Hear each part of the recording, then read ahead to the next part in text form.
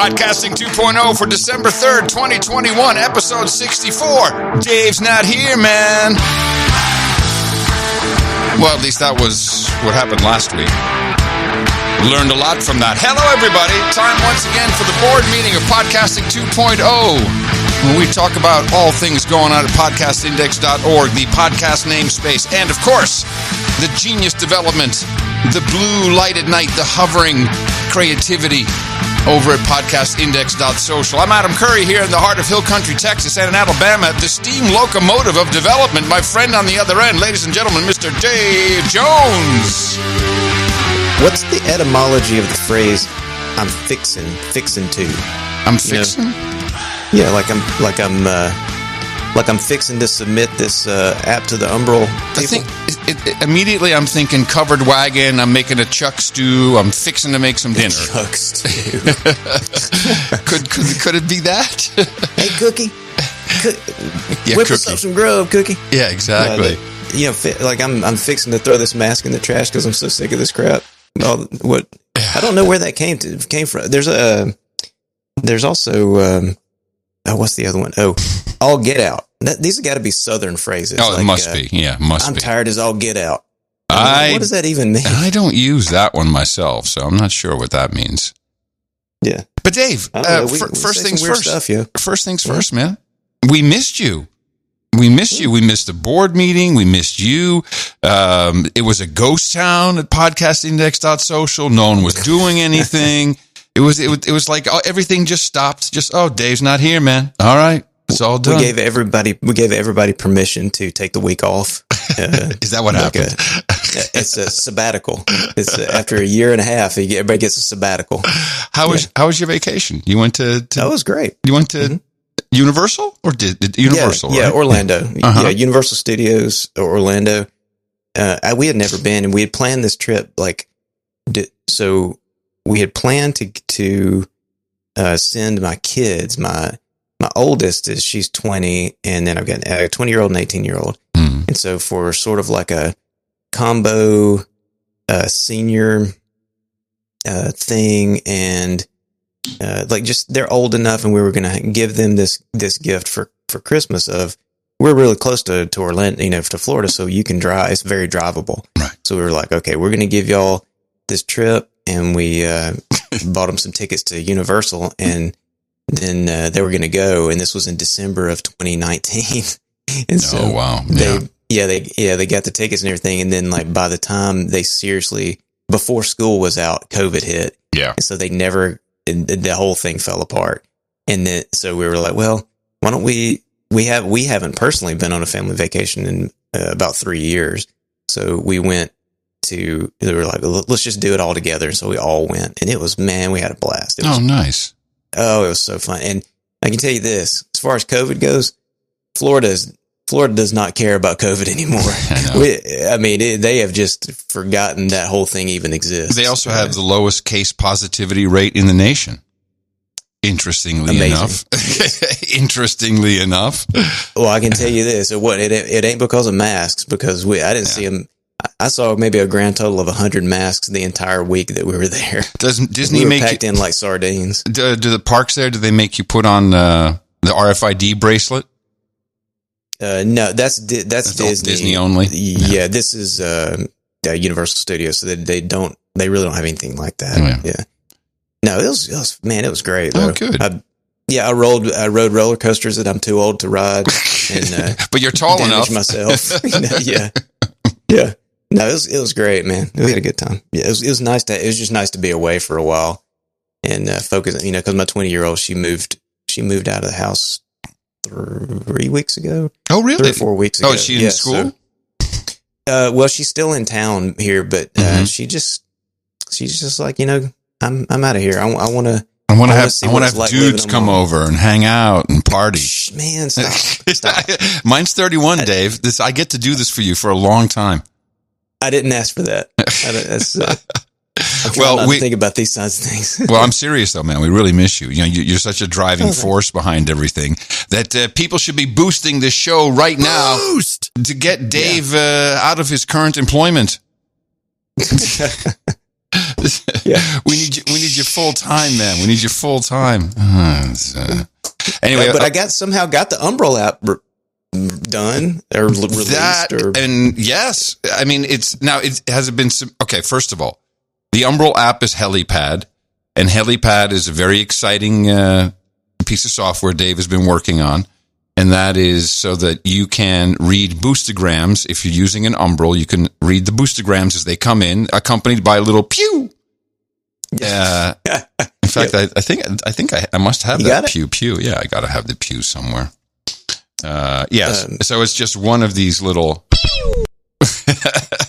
That's basically it. And then you know that there's a new Boostagram, and it's been fantastic. Because I've been running it for I think 2 weeks now, maybe. No, not 2 weeks. Which shows do you have it hooked up to? So I have with Adam Curry, and I released an episode with Texas Slim. So that all goes to that node. 5% of what is it? I have a small split just for testing. Oh, the Mofax.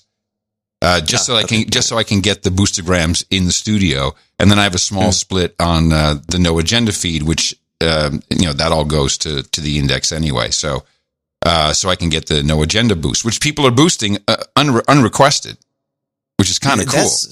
Yeah, that is cool because I see those go through sometimes when somebody will do an all parties boost, and I'll see them and I'm like, they're sending Boostagrams with messages, and I guess they don't realize that nobody can see them, or maybe they don't care. I can see them now, so now I can see them. I got a really cool, I had a great experience actually. I'm sorry. Do you mind if I just divert for a second, and then we'll come back to Helipad? And I would love for you to tell me about your great experience, please. Continue. I started a new podcast, completely fresh, podcasting 2.0. So only submitted to Podcast Index. It will be only value for value. It's Curry and the Keeper. Guaranteed not to be in the Apple top podcast list of 2022. It was definitely not. And it was really an interesting experience because we launched it. I tried to add it through my Podpring script, but I guess that doesn't have the right Hive juice or whatever. Well, we don't pick it up directly. Chris picks that up and circles it back around. Is that? Okay. So is that why it was in there twice? That is because there's two routes to all of your feeds. All of your feeds have two possible URLs. They can all go through mp3s.shownotes.com or feed or feeds. Yeah. Okay. Yep. Anyway, so we launch, and then I post on Twitter and No Agenda Social, and a number of people immediately said, "Oh, it's not on my podcast app yet. Wow, what an opportunity!" Oh, it's okay because it probably won't be because it's not podcasting 2.0 compatible.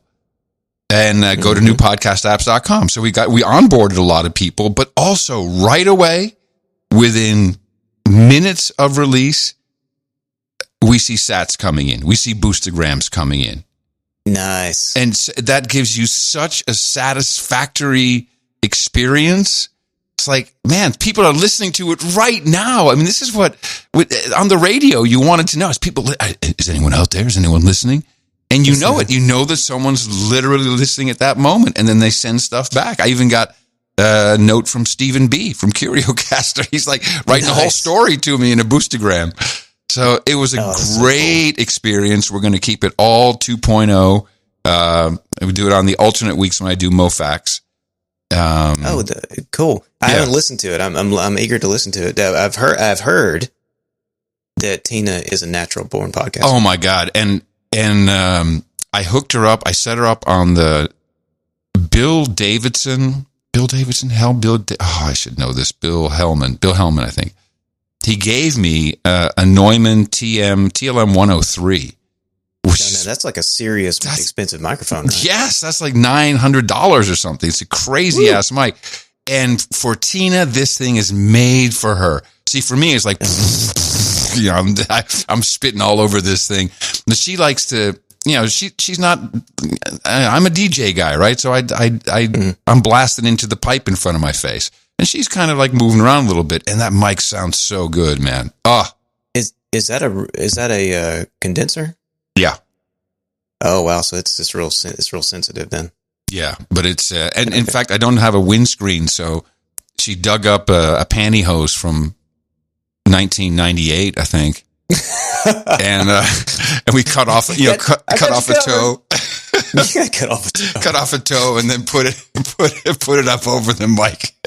That's funny. Sheathed the $1,000 mic, and then so that was such a good experience because of Helipad. Because it reminds me of the movie. Didn't I sent that to you? Oh yeah, the what was the name of that? Middlemen. Yeah, it's the guys who started the very first credit card processing company for porn sites. It's a great I've never movie. Even heard of this movie? Oh, you have to watch this movie. It's a great movie. So there's this. I'll put it in the show notes. There's this scene. And they set it up where, so people are going to and they're in a shitty ass apartment. They're drunk. They're doing coke. It's like, it's a real mess. But they have this buzzer hooked up. So every single time someone uses a transaction, which was like, it's like $10 for them or something, some outrageous amount. $9.99. Yeah. A buzzer would go. And then all of a sudden in the middle of the night, it's like, burp, burp, burp. And that's exactly the experience with it's like, I'm like sitting here, listen to this, baby. Oh my God, they're listening. They love us. We're popular. We're famous. We're popular. Now you just need different, we just need different ones like they did in the movie where you like different kinds of porn. Different exactly. Alerts. Yeah. Yes. You get a pew for a boost, and you get boost. You get the Kyle Hebert full thing if you get a Boostagram or something. Yeah, and if it's above 10,000 sats, you we do something else. You get like the baller. Shot caller, 20-inch blades on the Impala. It's super fun. In fact, we were I got a Windows update and I had to reinstall drivers and then my monitor wouldn't go on. And while we're doing all this, I hear from the kitchen, I hear pew. I'm like, yeah, baby. I may be frustrated with the gear right now, but pew away. That's great. Okay, so that's what Helipad is. That's the excitement of Helipad. You can run it on Umbrel, right? It only runs on Umbrel, or with this thing, can you also install it on other? It'll run anywhere. It's standalone. So there's instructions on there how to run it. You can run it like 3 different ways. You can run it on an Umbrel, either a PC based Umbrel or the Raspberry Pi Umbrel. You can run it just as a straight Docker image. There's an image. The Docker image for it is on Docker Hub. Mm-hmm. And you can if you look in the repo, you'll see reference to the image. And then you can just do a Docker run there, or you can just download and compile the binaries yourself. It just needs like a macaroon access to your node. Is that it? Yeah. So if you run it on the Umbrel, it has a lot of fallbacks so that it tries to run. What it wants to do is run on Umbrel first. So it wants to assume that it's running on an Umbrel device. And in that mode, it's going to look for a environment variable called LND_URL, and that's going to be the fully qualified domain name of your node, your Lightning node, colon the port number, which is always 10,009. So then, if it doesn't see that environment variable, I'm sorry. Okay, that's what it wants for the environment. But if it doesn't see it, I believe it falls back to localhost, assuming it's running on the same device as the Lightning node. It also wants the macaroon, the admin.macaroon, and the tls.cert. It wants to find those 2 things. And for people who don't know a lot about Lightning, so the macaroons are the permission system for accessing the APIs that are built into a Lightning node. So if you access any part of a Lightning node API that has restrictions on it, you're going to need a macaroon. So you can have like a read-only macaroon. You can have a full admin God mode. You can have and there's lots. You can just set up you can bake what they call bake a macaroon that has all these that has your set permission levels in it. Save that thing to a file, then you send that macaroon along with your API requests, and that's what allows you to do those things. Right. So it's looking by default for an admin.macaroon, and it's going to look for it in the natural Umbrel LND path for that, which is some long path. Then it's also going to look for the TLS.cert, and that's different from permissions. This is security. So encryption. Mm-hmm. So the admin.macaroon gives you permission to access the API. The TLS.cert is your transport layer security that encrypts the communication so that nobody can man in the middle you or eavesdrop. So it needs both of those files. It expects them to both be in the exact places that they are on an Umbrel by default. If they're not, if it doesn't find them there, it'll look for them in the directory that you're running Helipad from. So it'll fall back. So by default, it wants all the stuff to be set up to run in an Umbrel environment. If that's not the case, then all you have to do is just set that environment variable if you're going to be accessing something like, let's just say that your node is running in over on voltage. You would set your LND_URL environment variable to the URL of your voltage lightning node. Then you would go to your voltage dashboard, save that admin.macaroon and the TLS.cert to the folder where you downloaded and compiled Helipad. Then you can just run it. And then everything works. That's pretty cool. You put all those fallbacks in there so everybody can use it, not just Umbrel users. That's quite a bit of extra work, it sounds like.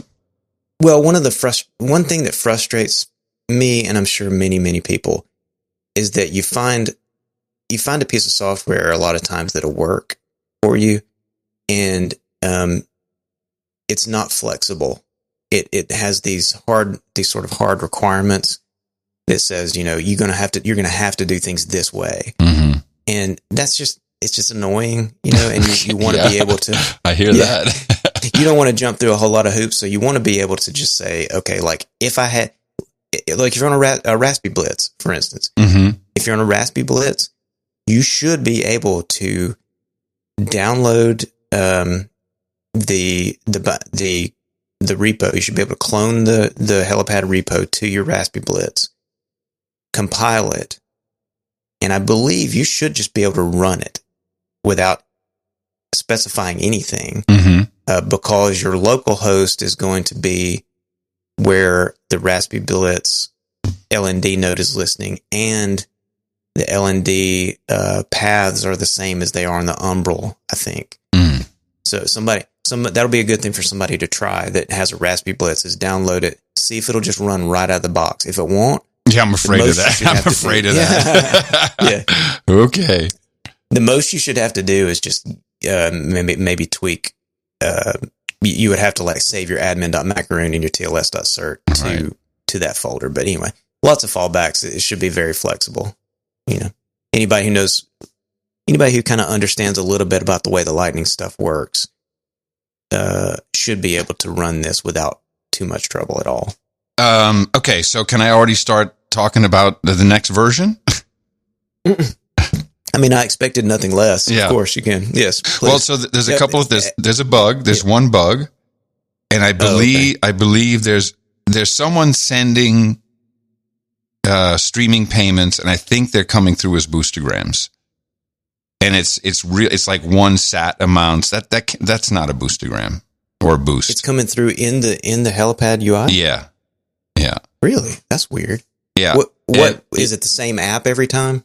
It doesn't tell me which app, doesn't tell me who it is. Well, now that's really weird. Hold on, let me just check. Hold on. Huh. I wonder. Yeah. No, it doesn't give me an app listing. It doesn't tell me who it's from, and it just has an amount, and it tells me the podcast that it was for. Which podcast was it for? Curry and the Keeper. Huh. Oh, that's odd. Right? It's a anyway, so that's something we need to troubleshoot. We'll get into that. So something's wrong there. I need your database is what I need. Yeah, sure. Why don't you just have my whole node, man? Just take all my money. Just send it to me. Just box it up and ship it to me. I'll zip it. I'll zip up my whole node. Zip it. It's just a CSV. I mean, there's all kinds of fancy interface shit we can do. Give me a CSV file so I can just use that to sort and to use for show purposes. Okay. Right now, that's this is the dream. This is the, oh my God, look at the shit coming in. But then I just want to be able to export to CSV, load it up, and then manipulate it from there. Because, it just makes no sense to me, to spend a lot of interface work on, at least right now, so people can sort that for a show. I mean, and anyone can do those. I would expect other people to be doing that, actually. Oh, I would think so too. Yeah. Yeah, for sure. So congratulations, man. So now, did you submit it? Thanks. Yeah. I submitted it this morning. So how long will this take now before I have no idea. Shows up in their store? That should be. And then when it shows up, I presume I'm going to uninstall my current version and then upgrade. Install this one, right? Yes, that's right. And so the way that the Umbrel stuff works is you submit, you package it as a what do you say? How would you say that? You compile a Docker image or build a Docker image. Build a Docker image with the executable in it, upload it to Docker Hub, then you build a Docker Compose file which references that image on Docker Hub, and you submit that in your pull request. You submit that Docker Compose file in your pull request to Umbrel. And so the next time that they do an official Umbrel release, I guess it would be like maybe 5.0. Yeah. I'm not sure. I think that Docker Compose file will be in their apps directory. And then when you start up, it sees the YML, goes, okay, got to load a new container. Exactly. Yeah. And so that for now, they said that they're working on a way to independently install apps that are like out of cycle of their own release cycle. Mm-hmm. That'll be good because you won't have to wait for a new release. So whenever they do another Umbrel release, that's when the app will be available. Good. Well, they seem to be doing about a release a week these days. Oh, is it that fast? Okay. Well, they've got some. I'm still on 4.8. They have so many. No, I think it's 4.9. I haven't upgraded yet, but they have so many bugs. Okay. I was. Oh, looked at. It says 0.49 available. Upgrade now. I'm like, no, I'm going to look at the Telegram channel if you don't mind for a second. Let me see what horrible stories are there. Lost my channels. Lost 4 Bitcoin. Oh crap! No. Is that? Tell me that's not true. Now there was a security issue, and I had uninstalled ThunderHub because I saw what was going on. I'm like, this doesn't make any sense. So you install the ThunderHub app from the App Store, and then it gave everybody the same default password, which was money printer go burr. I saw that. So if someone somehow had gotten your if you open that through Tor, and that Tor communication leaked out, which I hear is what happened. There was some leaky Tor stuff. Then if anyone has that exact URL, they already know the password. And so people drained some wallets. Oh, and then the solution that they had is now when you start up, that was the 4.8 upgrade, I think. When you fire up the container, it hashes and creates a unique password for your install. Okay. Well, yeah, that's the way to do it. That's the correct way to do it. Yeah.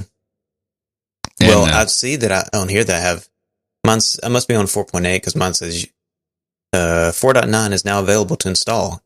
Should I install it now? No, let's not do that. Oh, I had a nice. So I'm here to tell you that not a single one of these podcast device makers has their head on straight. Okay, and so it's getting progressively device, right? Yes, it's getting progressively worse. I've been looking all over. I'm always on top of stuff. I'd actually kind of missed the release of this particular box, the Antelope Audio Synergy Go. which looked so promising. I mean, and so it's in essence another audio interface with a software mixer, and you can set up all the things I need: noise gate, compressor limiter, EQ, etc. That's a very pretty box. And what's nice about it is these are all modeled plugins. So you can use like a Neve compressor, and they've modeled in software the Neve compressor, and you buy it. Now it comes with 37 plugins included. So there was Just enough. Not the ones you want. No, it was absolutely the ones I want. But once again, these assholes have introduced the concept of the loopback interface. This is the biggest mistake, because you cannot process the total signal going into your USB chain. And I thought this one you could reroute and you could do it. So the concept is, on my microphone, I have EQ, noise gate, compressor limiter.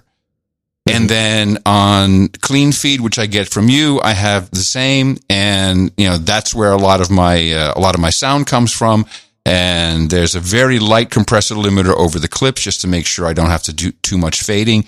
And then over the end signal, the master mix, there I can also put in different signal processing, such as compressor limiter. And you need to have some final processing before it goes into your headphones, before it goes into the recording device, etc. And none of them can do this. Why? So why if your compressor limiter and noise gating all the inputs, why do you need that? Why do you need the same thing on the output side? Well, okay, this is audio production law. Okay. It's in the audio production constitution. So even though compression and sound limiting is not just for levels, which is how it's always explained. So you don't overmodulate. When you really when you pump something in there at a 3-to-1 ratio, you can really start to create an effect, and then that affects how your EQ is put in, and that's how you make sound. And it doesn't matter if it's a podcast or in the studio. I mean, this is why you do this. So then you have all these sources, and you want to create a nice, luscious mix of those. And it's not just about the volume levels, the audio levels. It's how the processor itself starts to intermingle these different sources.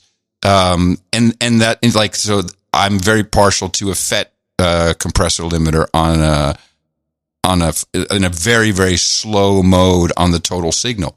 Anyway, as I've gone through all these boxes now, and this one actually, I am going to keep this one because I'm hooking it up to my theremin so I can make it sound like an electric guitar. So, and I'm going to put the auto tuner in there, so I don't have to be. Yeah, oh yeah. I'm putting the auto tune in there. Oh yeah, you wait. I'll be playing fucking Beethoven before you know it. and Led Zeppelin solo from Freebird. Yeah, oh yeah. No, you wait. By the next board meeting, I'll be able to do Freebird. And so I'm keeping it for that. But then I'm like, I got the bug, right? I want better, more. What can we get? So I go to Motu. I use a Mark of the Unicorn Hybrid Mark IV, which has been discontinued. They now have the Hybrid Mark V. And lo and behold, it's like they're all using the same chipset from China, which I'm sure they are.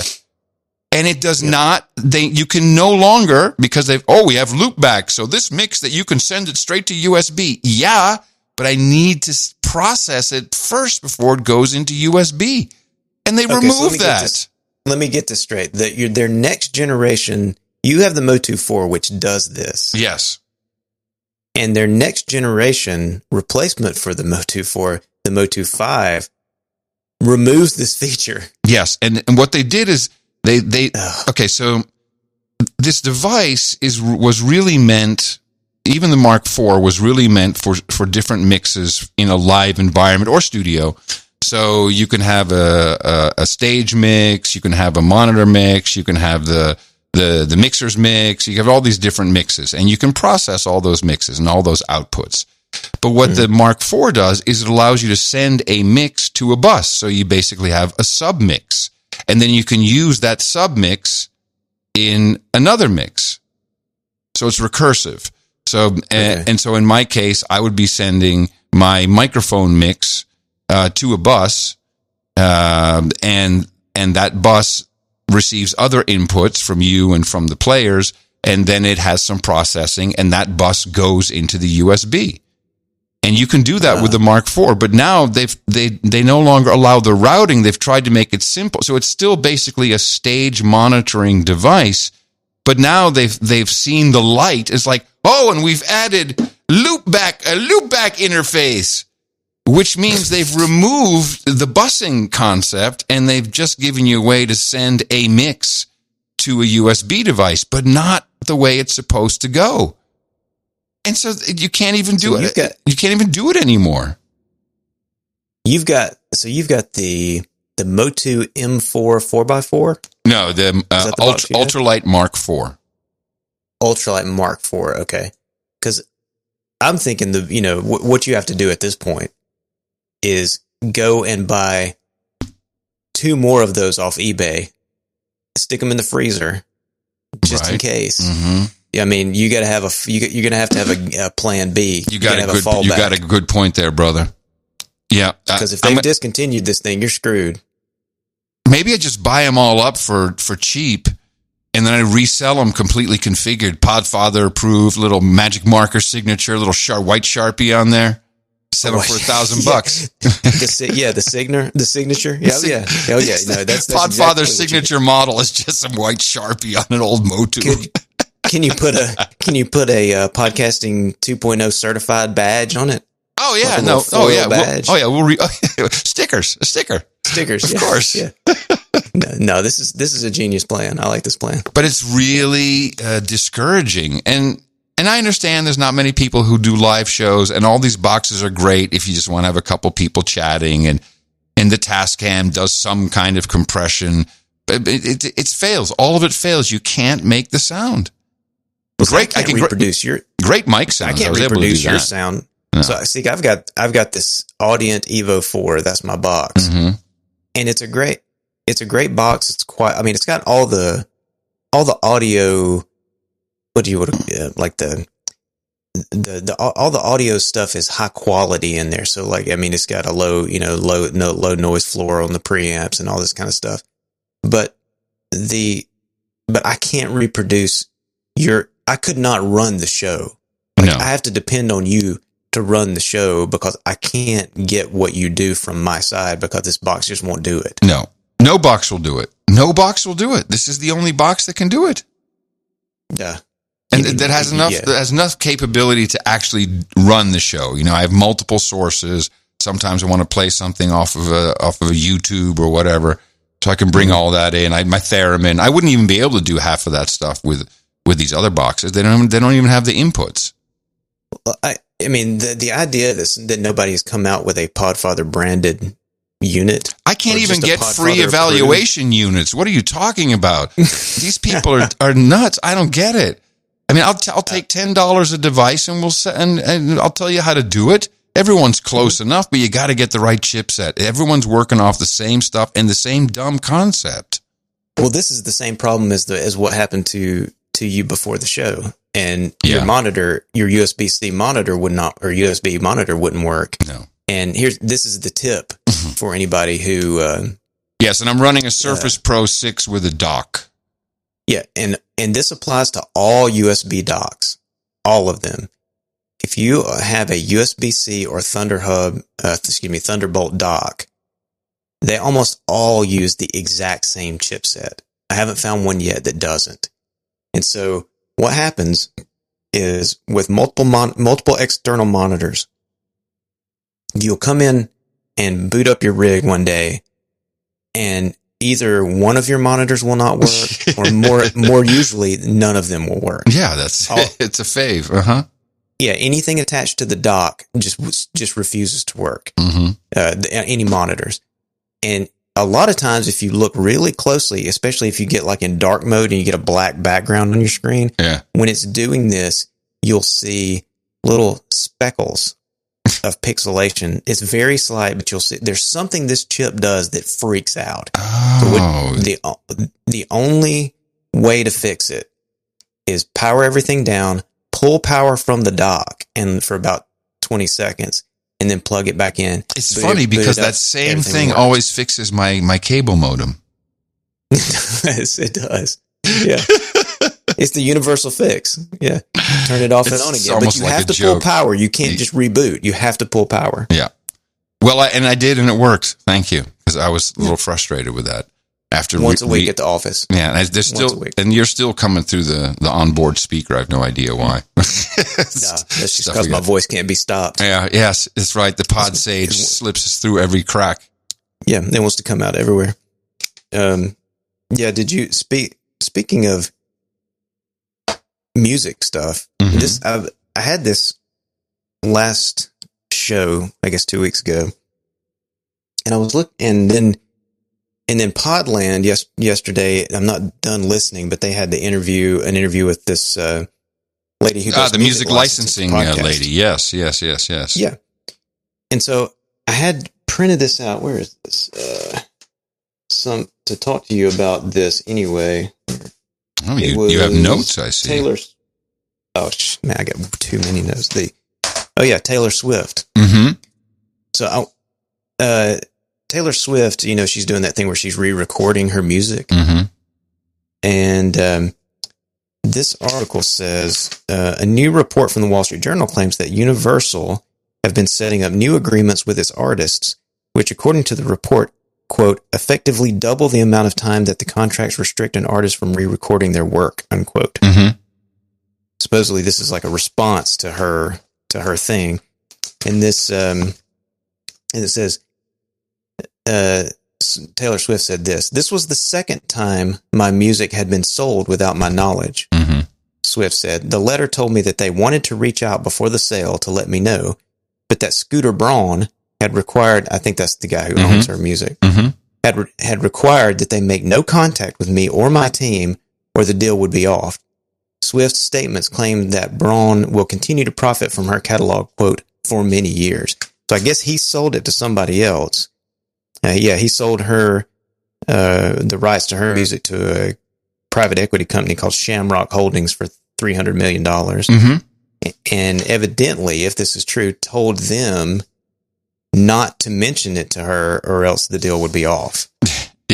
So my question to you, and I know you've explained this before, but I'm not sure if you've explained it on our show, is this whole idea of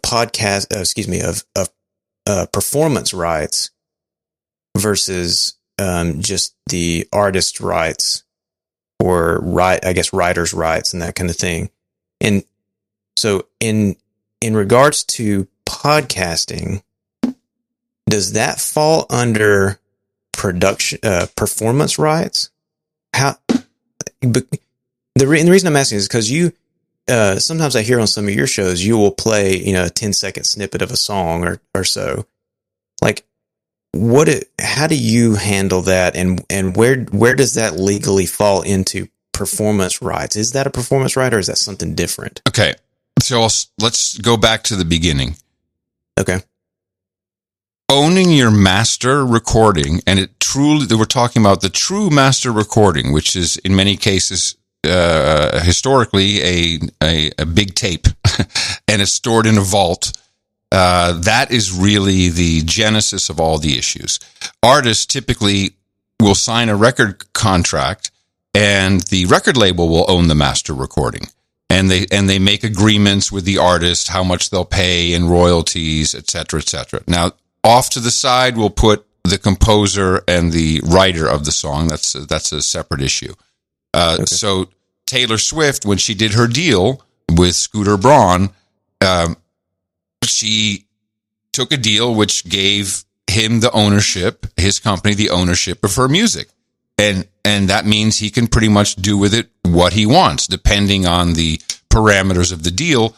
But it really puts the artist in the continuous backseat of what's going on. It's hard to get an account. Look, the music business, they're gangsters. It started people selling stuff out of the trunk of their cars. So you really have no way to get a record deal unless you put your masters into the game.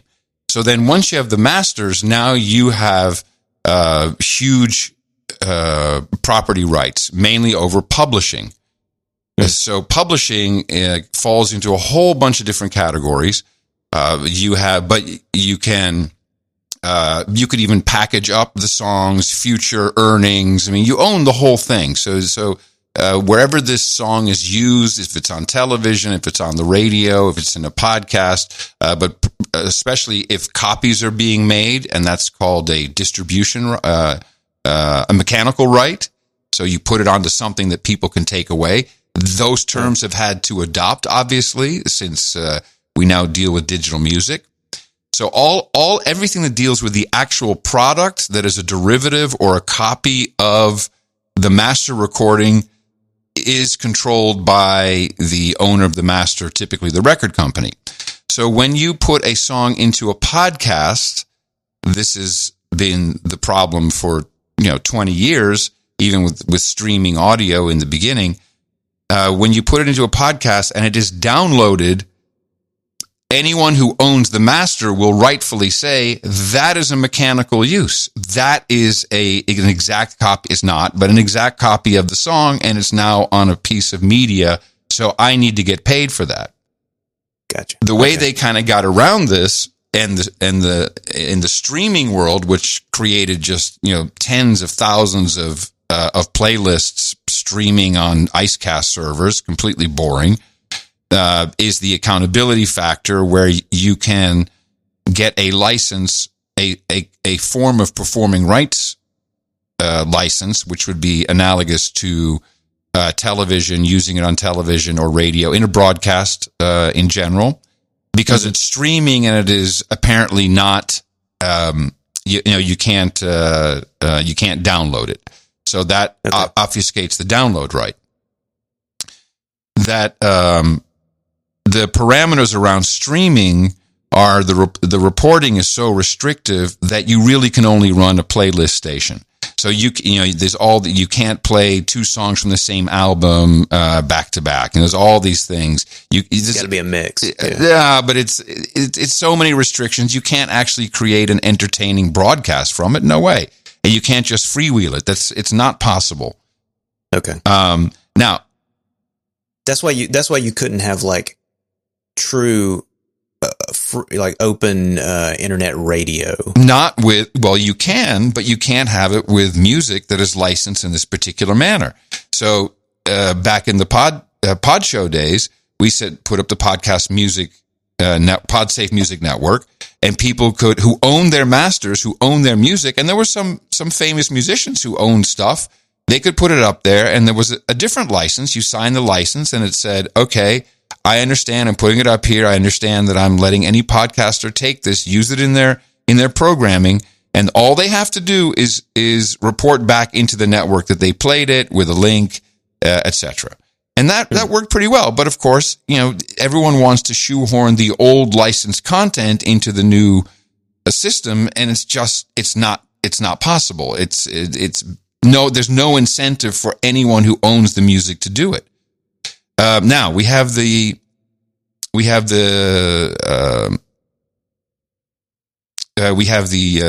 composer and writer portion.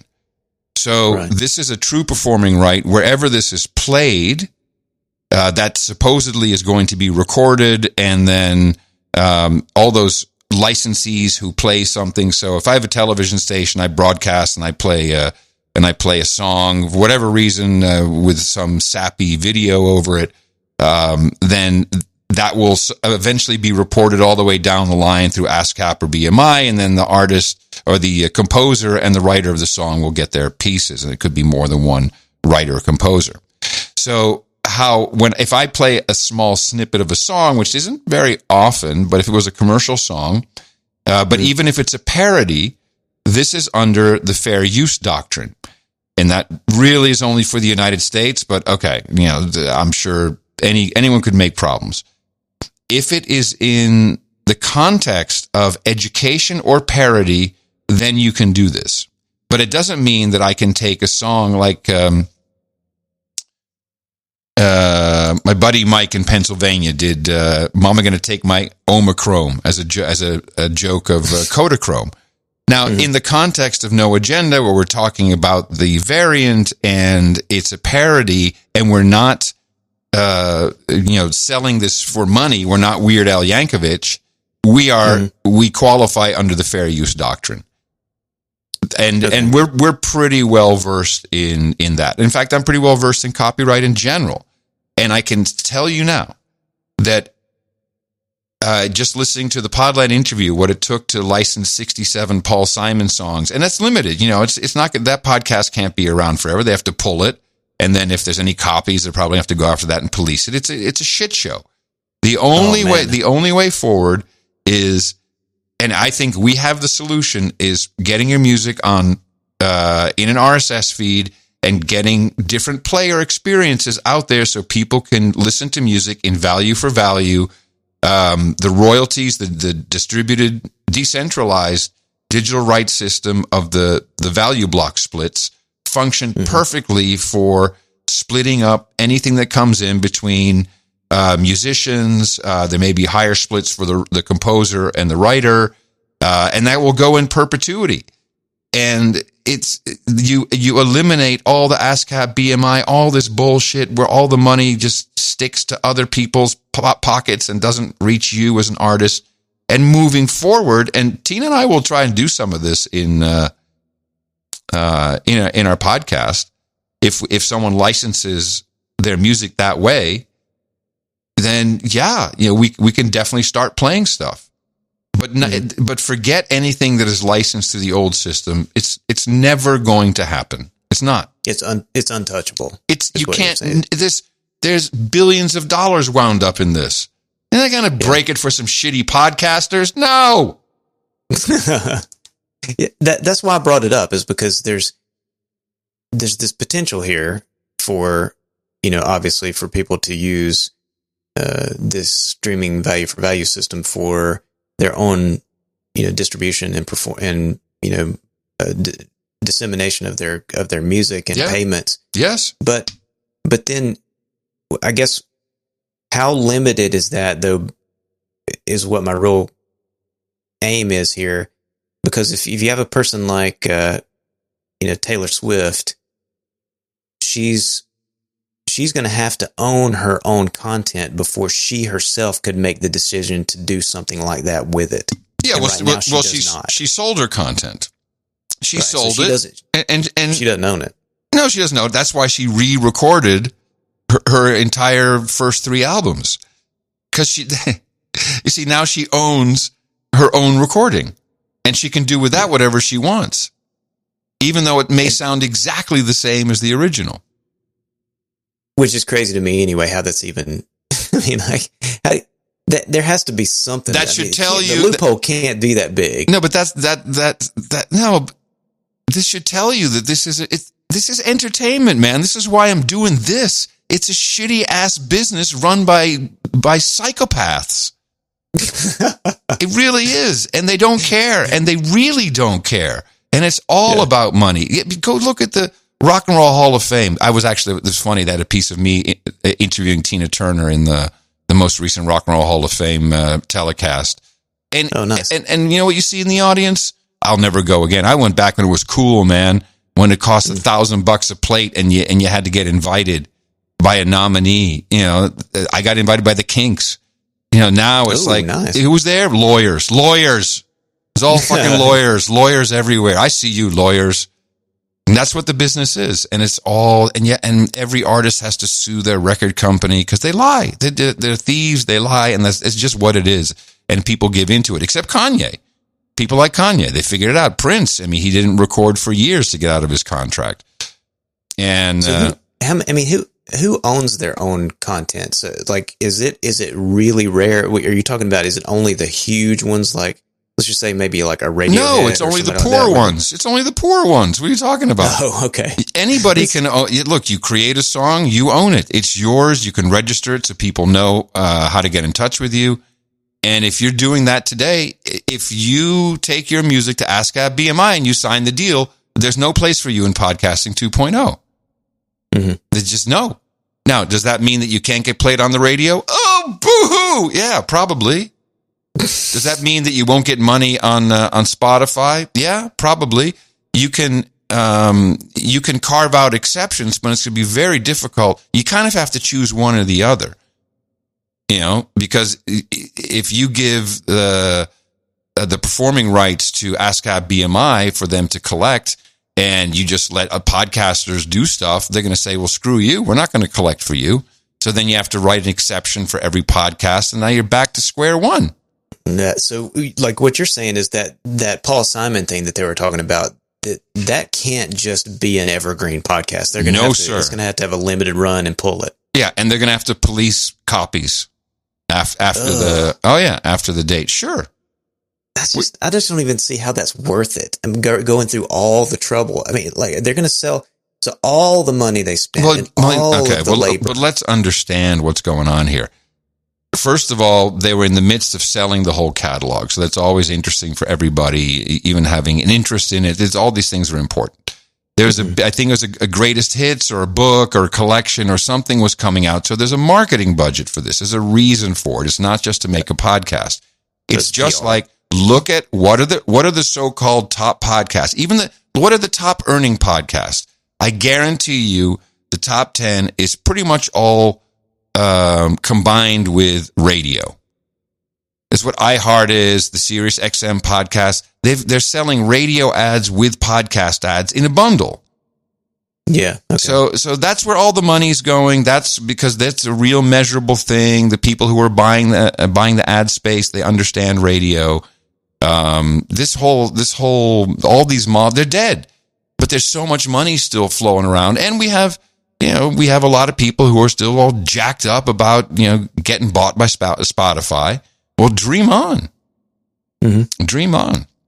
Well, there is a way forward, and you can go count your Spotify pennies, but I guarantee any artist, I will personally guarantee it, with my own Satoshis, you'll make more money, value for value, streaming sats than you will on Spotify. No, I guarantee. I don't see how you couldn't. I mean, and because you're not getting the deal. I mean, you're not getting the Rogan Caller Daddy deal. No, those are because those are going to be $100 million, $60 million, whatever. That if you're outside of that little cabal or whatever you want to, I don't mean that negative, but like if you're outside of those exceptional, single deals, you're not. I mean, I find it hard to believe that you're making it's the difference. No, it's the difference. Okay, some podcasts have great reach. Call me daddy or whatever, that came from Barstool, so they had a lot of people listening. Rogan, lots of people listening. This is a metric for the old world. That's the world that Spotify lives in. Spotify lives in the metric world of royalties in the old system. And they look at numbers. How high does it have to be? They have no way to even, in their corporate brain, to consider value for value. Value for value is great because you can get this. Look, when your song is played on the radio, you get, as an artist, exactly zero in America. 0, 0, 0. Radio has a carve out. They don't pay for playing your song on the radio. So if you do value for value and 1% of the people who are playing your song for free actually pays you, you're going to be ahead of the game, and in a big way, much bigger than in any other way. And your music will get out there. Yeah. Well, the music as podcasts, to me, it's just a no-brainer. Well, we need a different interface, really. We need a music kind of playing interface. And it should be limited to music feeds. Right. So that, because, people are very simple. They will never understand, just like, let's be honest about it. Just like people don't go to Spotify for podcasts because it's there for music, very few people are going to say, oh, I'm going to check out this song in my podcast app. It's just not going to happen.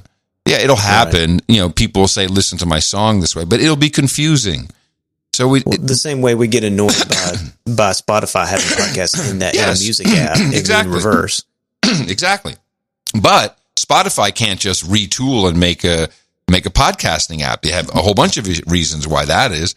But for sure, any one of our developers could take what they have right now, strip it down, rejigger stuff so that, how do we use lyrics in the transcript tag, this kind of stuff. Mm-hmm. How do we use album art, liner notes? Remember liner notes? You can do it per song. Per song, you can have an image, you can have a link to the liner notes. Come on, people. Do I have to come up with all the great ideas? Well, this brings me back to the namespace. Yes. Phase 4, which closed submissions on December the 1st. Okay. So 2 days ago. And as of right now, the medium tag is in there. Yes, and this would That'll be an interface switching mechanism, possibly. Yes. So if it said medium music, is that an option? Mm-hmm. Yep. Medium music, then the interface might change. Mm-hmm. Yeah, or you can sort by it and all the feeds that have music. Filter Filter by it. Yeah. And so like you would do a Breeze type thing, and so the Breeze app only shows value for value Lightning streaming podcasts. It does not show the entire podcast catalog. Which so in hindsight, I think was a genius idea. I think it was a great idea too. I was really skeptical when Roy first said that. Me too. Then he was persistent, and he knew what he wanted, and you know what? It was the right thing to do, I think. I agree. Especially for he knows his audience. That's the deal. Well, but if you look at the stats, the Breeze people, they boost, baby.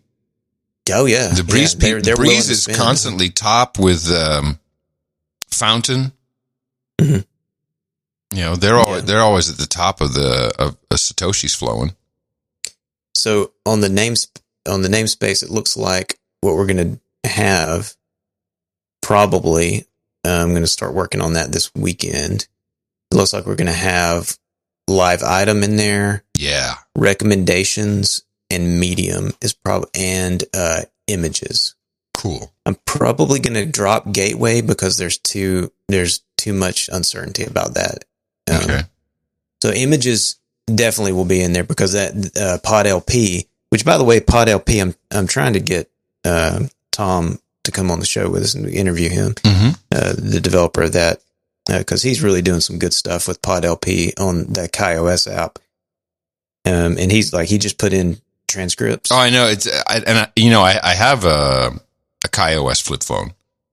Which one do you have? Is it a Nokia? No, it's the T-Mobile. T-Mobile sells it. Hold on a second. Oh yeah, the super cheap one, right? Yeah, but it runs KaiOS and it's not 20. It's at like $100. It's the Alcatel Go Flip 3. Okay, because there's another Alcatel that's like it's almost the same, but it is super cheap. It's like $20. It's like it'll work on that too. I think it'll work on that too. Yeah. It's a great app, and so he's looking forward to the podcast images tag. KaiOS is one of the biggest operating systems for mobile, I think, in India and a whole bunch of other countries. Is it? Yeah. Is it open source? I think so. Yes, I think it is. I think it is. Is it Mozilla? I think that's a Mozilla OS. No, I thought it came from... Let me see. What's it? KaiOS. It was a rescue. I thought it was it's a KDE distribution. Ooh, really? Yeah. Oh, wow. Hong Kong. It says it's based on Firefox. Oh yeah, Firefox OS. Fork. Yep. Mozilla. You're right. No, it's Firefox OS. Mm-hmm. And after that, Mozilla. That became Linux Mozilla kernel. Yeah, Linux kernel. Yeah, it is. Yeah. It's a nifty little thing. Yeah, so it says it is open source available. Yeah, that's so he is looking forward to the images tag, and the images tag is really just a repurposed version of the HTML5 images tag, and so it's gonna image Oh, tag. right. I've seen the chatter about this. Yeah. Yeah, and so you can specify in HTML5 tag, they came up with this idea of being able to specify not just a source for the image, but what they call a source set. And so then you can have on the source set, it's a comma delimited, space delimited set of image URLs. And the format is something like source set equals, and then the first URL of an image, space, the dimension, and then comma, another URL, space, the dimension of that, comma, and you can just keep specifying. And so in that way, with one tag, you can specify potentially, 8 different resolutions of an image or pixel widths of an image to deliver with the feed at the same time to allow mobile, to allow scaling up or down to whatever device screen width you're trying to deal with. If you are listening to this podcast and you are not a developer and you're just a casual user, please note what goes into these small little features that software developers make for you. Straight up. Yeah. There's so much thought that has to go into all this. And I don't even, kudos to PodLP for even getting a transcript on those tiny little screens. I know, right? Man. That's crazy. Like a Nokia 8110. That thing's like a postage stamp. Yeah. Yeah, but that's, so I'll start probably working on that this weekend, trying to move things around, do some cleanup on this, and then I'll start making noise about which tags need work, and then hopefully by the end of December we'll be able to have a final phase 4, and I'm excited about it. Because medium, to me, that's a super important tag. Got to have that. Yeah. Well, I got the streaming radio station guy all jacked and ready. Mm-hmm. Yeah, and live item. Those two things. They go together. Hey, and I'll just say thanks everybody for the cross app comments. That's really rocking. Mm-hmm. Yeah, it's everybody's doing it. Everyone's doing nothing. Really. Everyone's doing nothing. It's like, yeah. Is there something wrong with the namespace, or it's too like it needs? I've read maybe it should focus just on ActivityPub and not on anything else, and people seem to be kind of not knowing which way to go, because then you could use it with Twitter, but you can do it with something. It seems like it's unclear what the direction is, and as usual, we're all looking to you. I really don't think it's that. I don't think it's a problem with the spec. I think it's a problem with ActivityPub. And I'm not saying, when I say problem, I don't mean that ActivityPub is messed up. I just mean that a lot of people don't understand how it works. And when you first start learning ActivityPub, it's very similar to trying to learn Lightning. Lightning. Okay. I got you. Didn't take off, the streaming payments didn't begin to get any traction with the apps until LNPay came along and made it a very simple API, a very simple process. And I think the first thing you do when you're looking to implement ActivityPub commenting is you go and you look for the spec. Well, you look for the spec and it sort of makes your eyes cross, because it's just, you don't know how far to go. Are we just going to display comments? Okay, well, I'm going to have to put in an entire, both ways here where I can post comment. I think there's just a little bit of sort of overload at the beginning when you first start to look into it. Mm-hmm. And that makes people sort of back off and say, well, you know what? I'm going to wait till somebody else does it and then look at what they did and try to model what I'm doing off of that. So I think what really has to happen right now is there needs to be some example code developed, maybe even in a mock podcast app, not even in a real app, maybe just some sort of mocked up app where it shows developers what to do to support it in a simplistic way. And I'm willing to do it, but it would be nice if somebody else would take that job on and say, and just, mock it. Well, John Spurlock, he's building that feed, validator, and he put in the ability to suck that stuff out, suck out the ActivityPub comments and display them. Oh, of course, that's not an app. That's just it's just a website.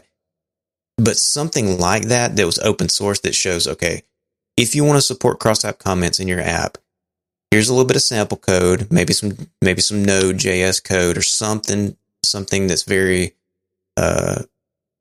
popular, maybe something like that, or some Python code. Here's something you can do in your app, and here's what it looks like. That would be ideal. And then, because we've already got enough, our feed is doing it. Benjamin Bellamy's feed is doing it.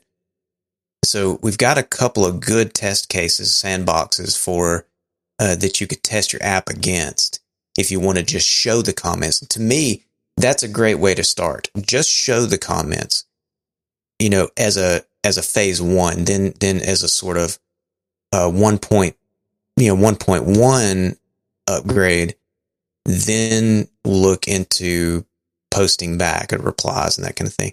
But even if you just show the comments, they can begin to live somewhere else on a fully compliant ActivityPub server. You don't have to do the whole shebang yourself. Right. I would encourage, sounds to me like I think that's it. Sounds to me like we got another Umbrel app coming.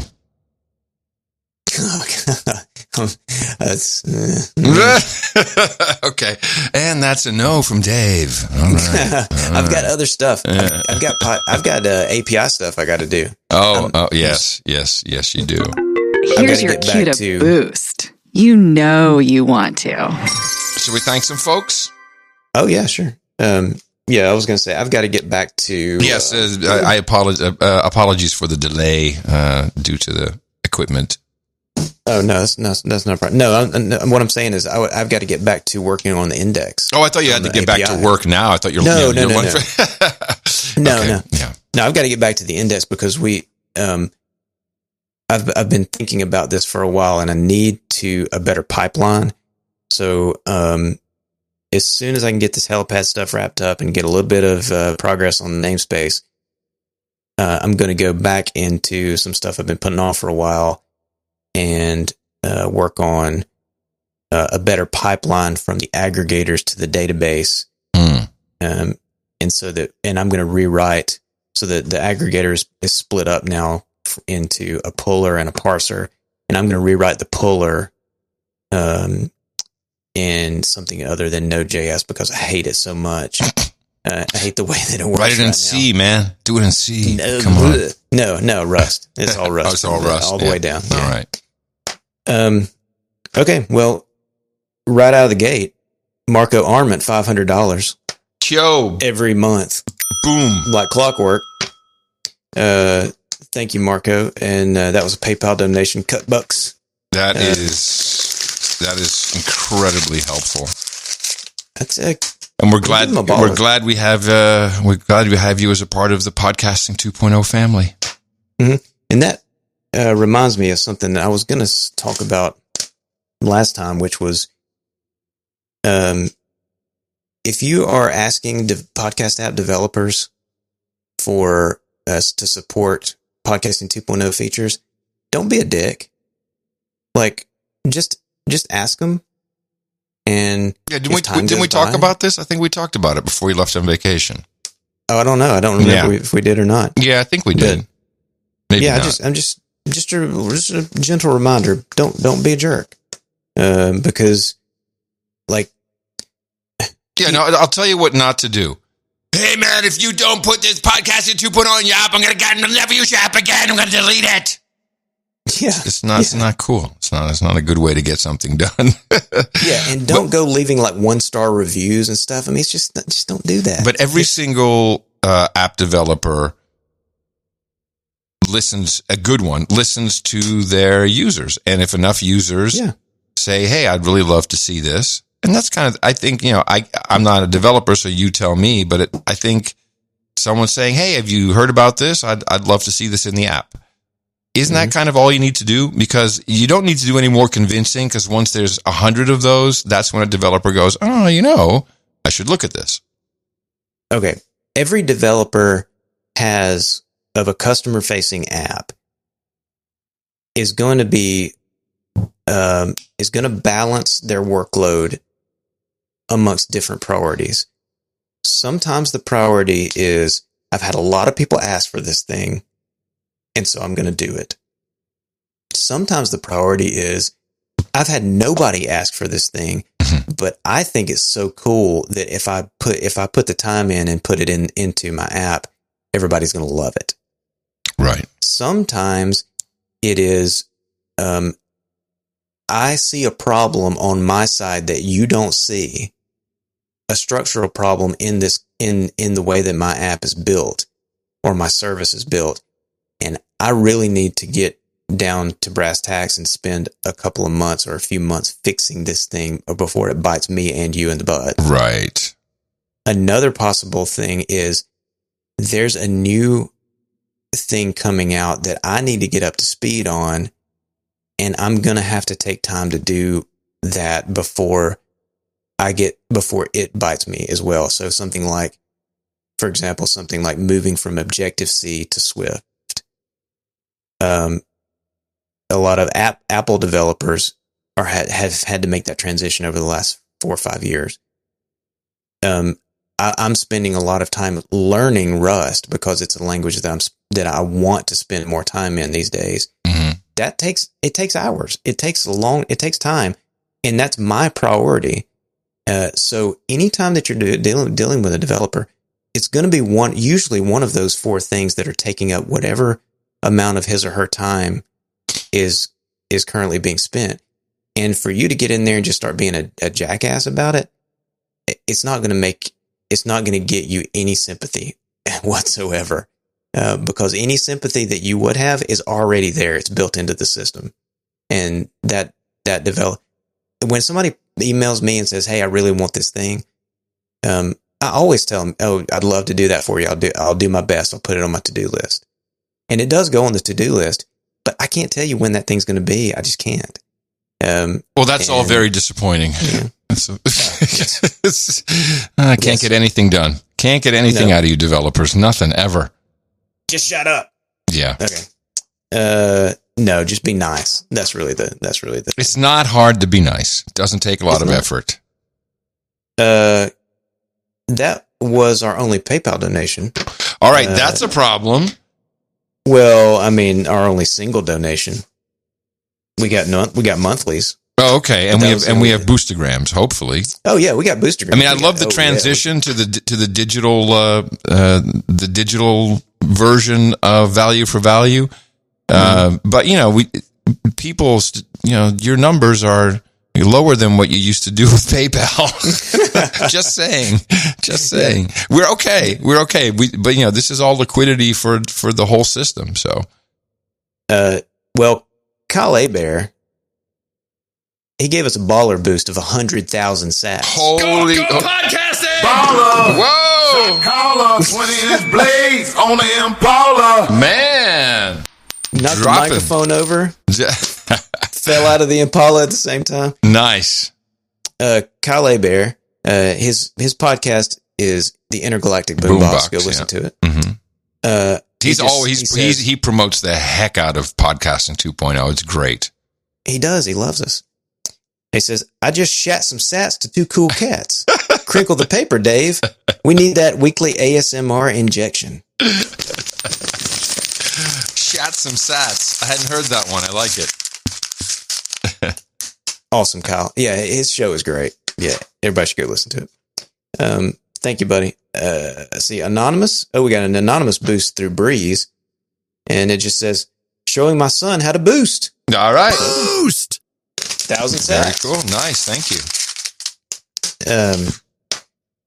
Abel Kirby sent us 5,000 sats. Nice. And he says, that's the CurioCaster. He says, "Some time ago, Line 6, the guitar amp maker." Oh, I know Line 6.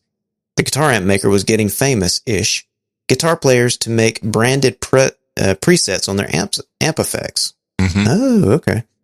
A similar thing could be done for podcast DSP. What about an effect module with a bunch of podcaster-style presets, like a picture of their face and everything? Like Nick the Rat preset could have water dripping in the background. Okay. Well, yeah. Mm-hmm. By the way, I'm totally up for creating a branded VST plugin, value for value, programming it and testing in 2022. That is Abel. Interesting. That's interesting. What that is? I don't know what he's mean. Okay. Here's what I think he means. So VST plugins is an architecture in audio devices. It's pretty open at this point, I think. So you could have a player, an audio player, and you can load different effects in that. You can do all kinds of things, but you could also load a value for value plugin that would, in essence, fire off sats from a wallet to wherever it needs to go. Oh, that's weird. So VST is sort of like it's like the OpenGL of audio. Yeah. That's a good way to look at it. Yeah, I mean, this is VST plugins. You've used them before, and you can get compressors limited. Yeah, so it's just an application. So I think that's what he means. I like the idea. I like it too. Yeah. Okay. Interesting. Dreb Scott gave us 10,000 sats. Oh man, Dreb. And he says, I want my MTBE. What was that? What did that meantime between episodes, baby. Oh, that's right. Tina says in the car to me, that's not his real name, is it? I said, here's the cool thing. I don't care. He's Dreb Scott. He's going to be Dreb Scott for now, for the rest of our days. You can't tell me his name is Pete. That's not going to work. It's Dreb. Dreb Scott, chapter guy. Chapter guru. Architect. Chapter architect. There you go. Kyron Down gave us 1,123 sats, and he said, through Podfriend, he says, not to worry, Adam. I usually hit record as soon as the initial pleasantries are done with. I only meant that I would clarify small things, how long we'd go for. Oh, ask about my that's today. Details. Yeah, my interview was today. Oh, okay. Just so you're not coming in completely blind. So have you already done it? Or No. It's 4:00 today. 4:00. Oh, nice.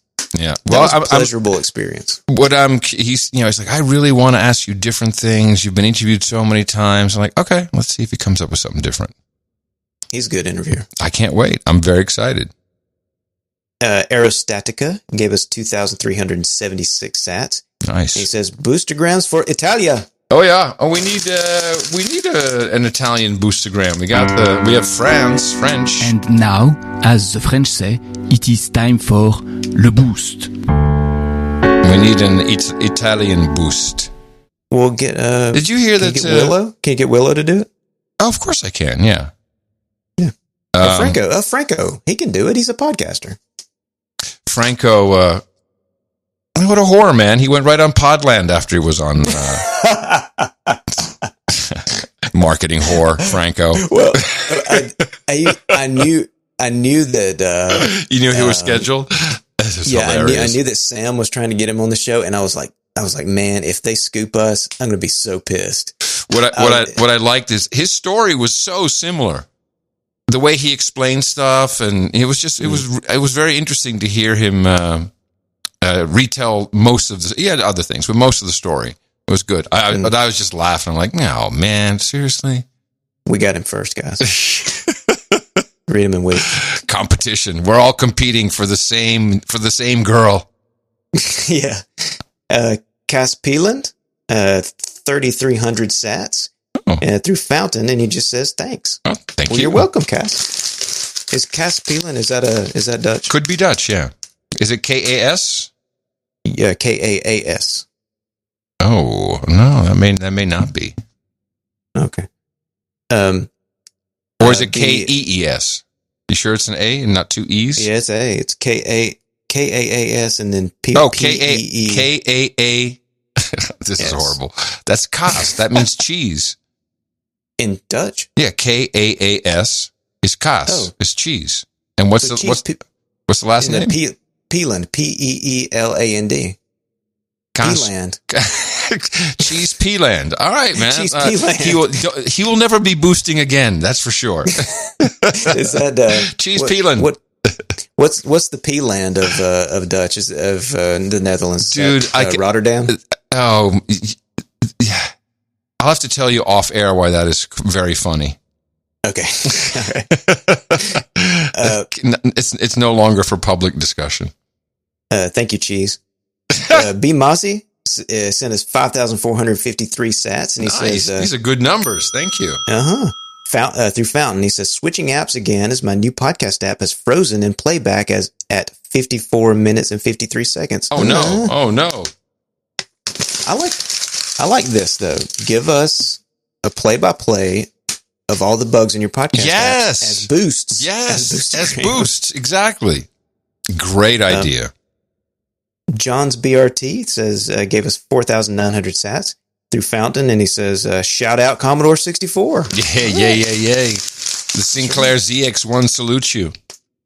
I forgot who was the CEO of Commodore, that famous guy. I don't remember. Was that That wasn't Scully before Apple, was it? No. Let's see, Commodore 64. Let's see what the Wikipedia says. His name is like on the tip of my tongue.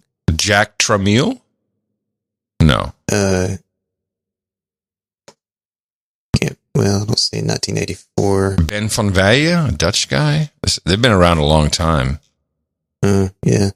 I'm thinking about like with the height of their, Well, I remember the VIC 20, man. I love that machine. Oh yeah.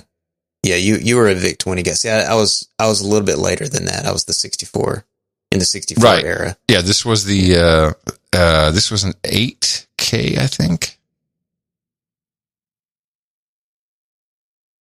It was. I'm trying to think.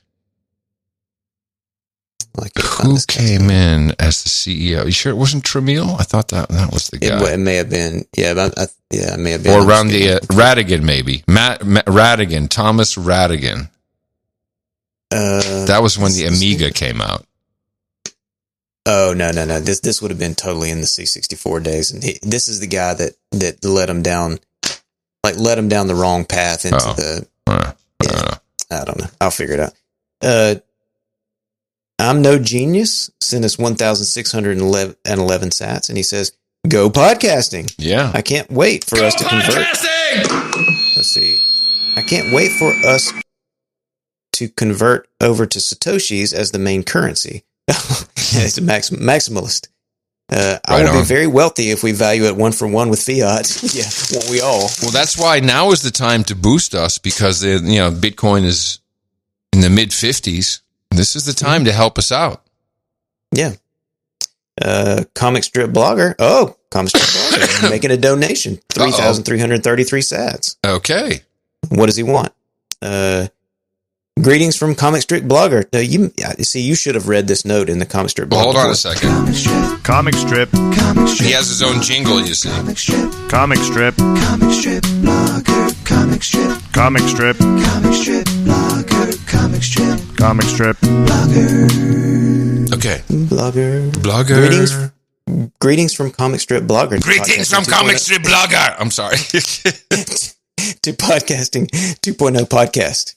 And anybody interested in artificial intelligence is welcome to subscribe and listen to the podcast called AI.Cooking.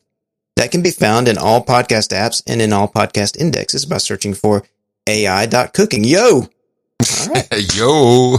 Yeah, he gave us a yo. Yo. Well, AI, this is big because this means he's outing himself as the host of AI.Cooking podcast. Yeah, he's never made a direct donation to any podcast, as far as I know. Not a direct monetary donation. He's, of course, provided years of endless entertainment for the shows that I'm involved in.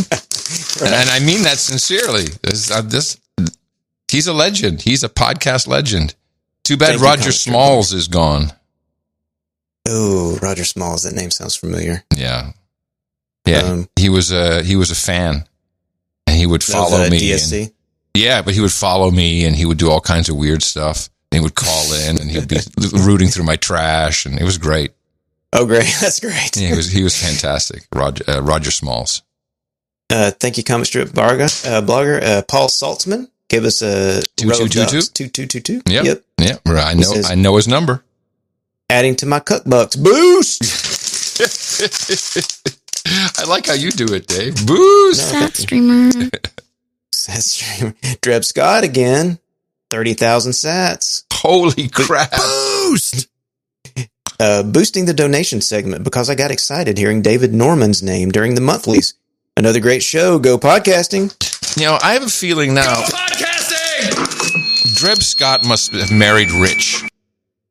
Because he doesn't seem to do anything except chapters for all podcasting 2.0 podcasts. The money he gets from his splits, he sends right back with interest.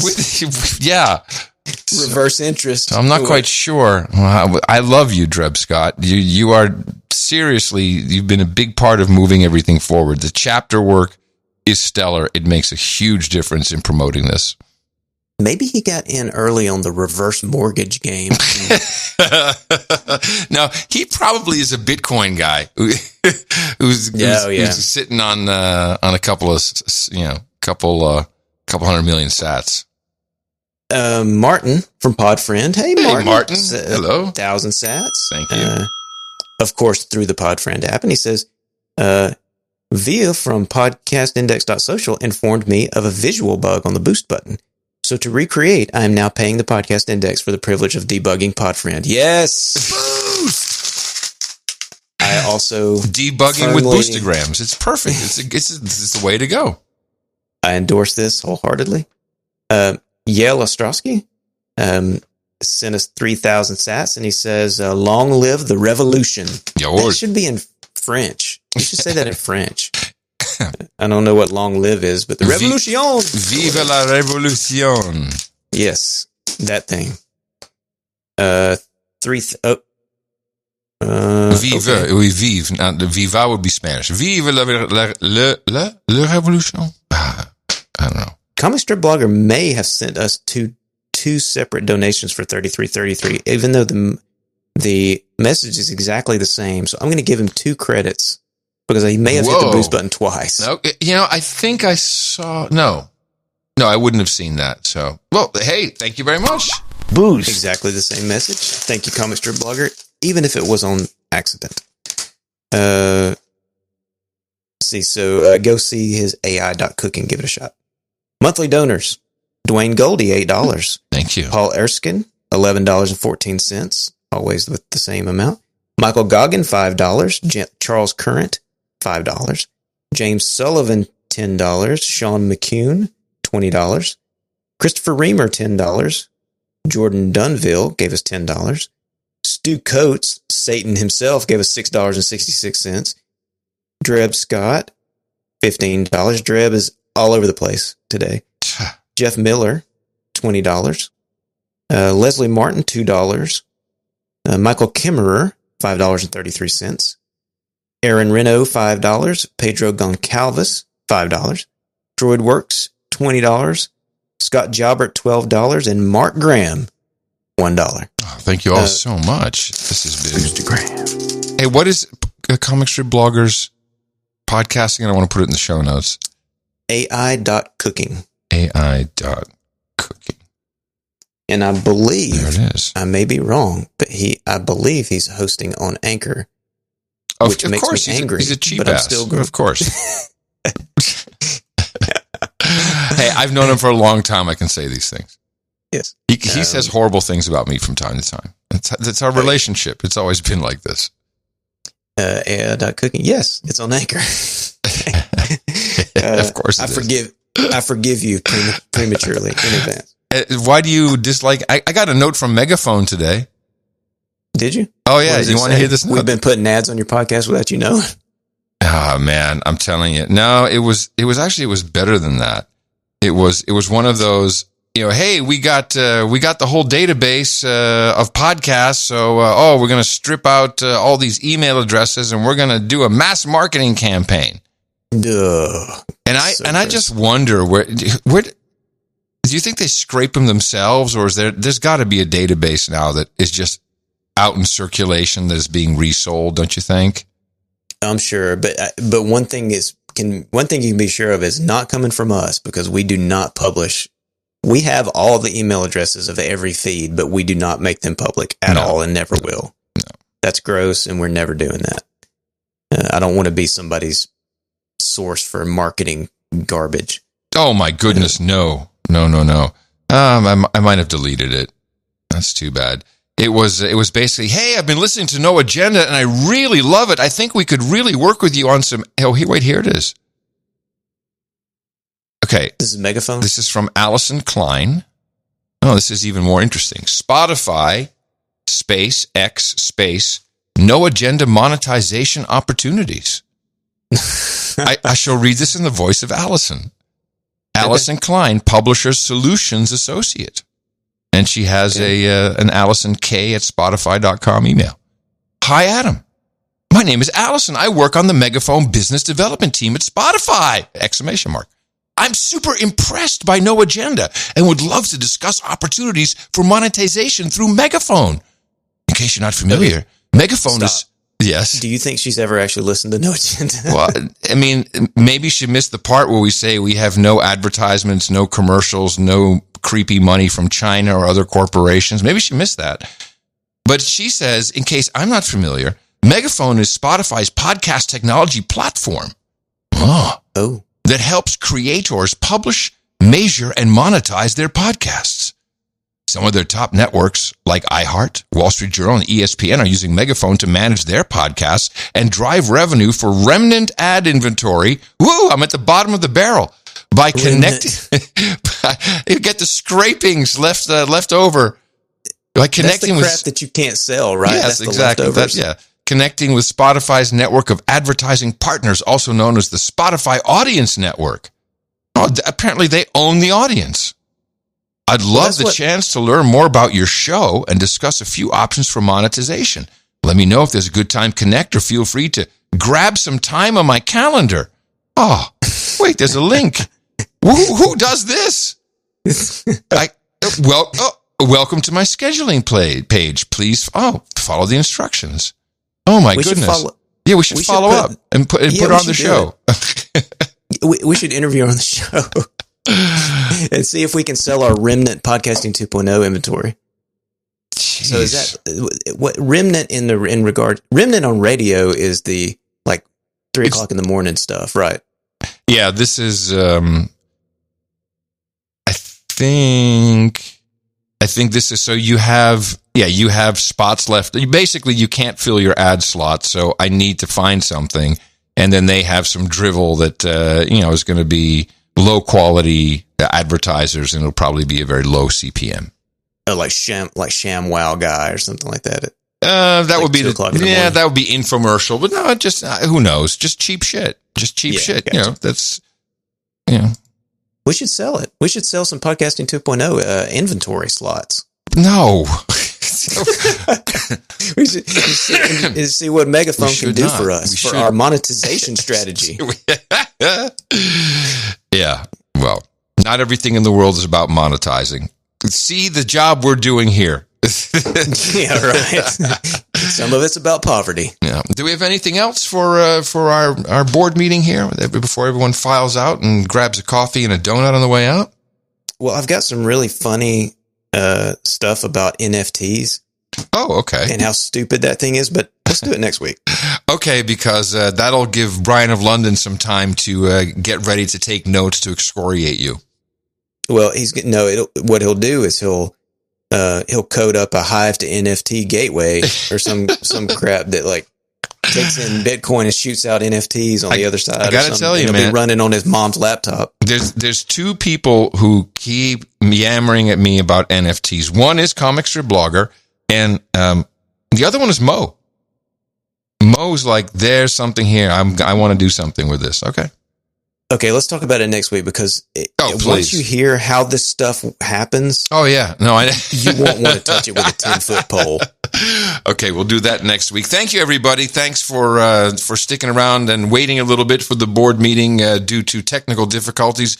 We'll be back again next Friday. We'll do it once again. Give you the latest from podcastindex.org, the namespace, and the socials. See you then, everybody.